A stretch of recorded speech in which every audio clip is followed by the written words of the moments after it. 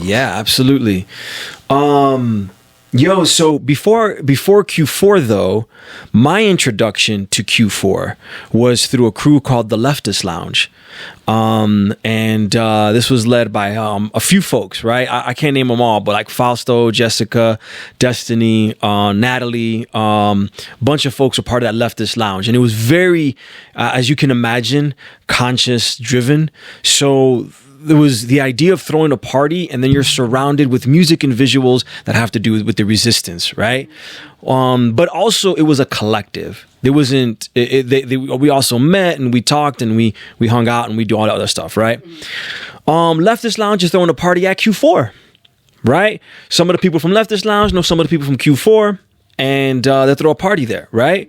And then that was my introduction to see the space. And then I saw the space activated in a way where that like the upstairs and the basement complemented each other, but also the vibe was just right, that I hadn't experienced in another space.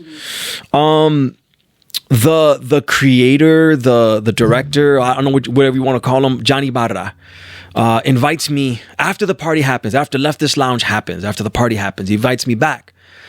And a few other folks too, and he's like, "Hey, we're gonna do this open mic. We're gonna call it 20 hertz by 20 kilohertz."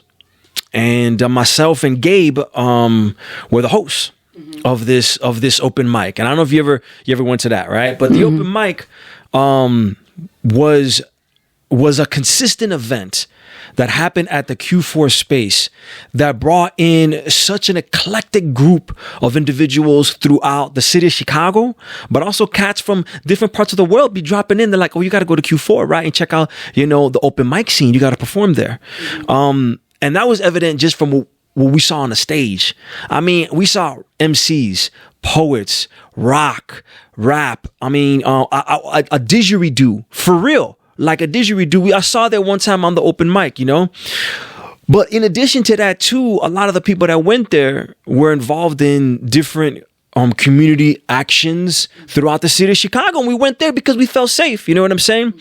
And so it was a space, too, where like, yeah, you brought your party, but there was always this undertone of activism. You know what I'm saying?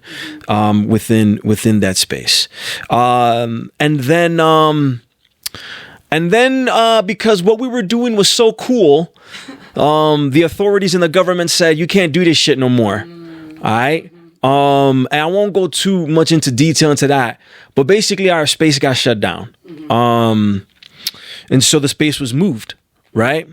And it was moved, and then we get to the second iteration of Q4, which is Multiculti, right? The Multiculti, which was on another floor, which also, it was just like a more maybe mature, efficient version of Q4.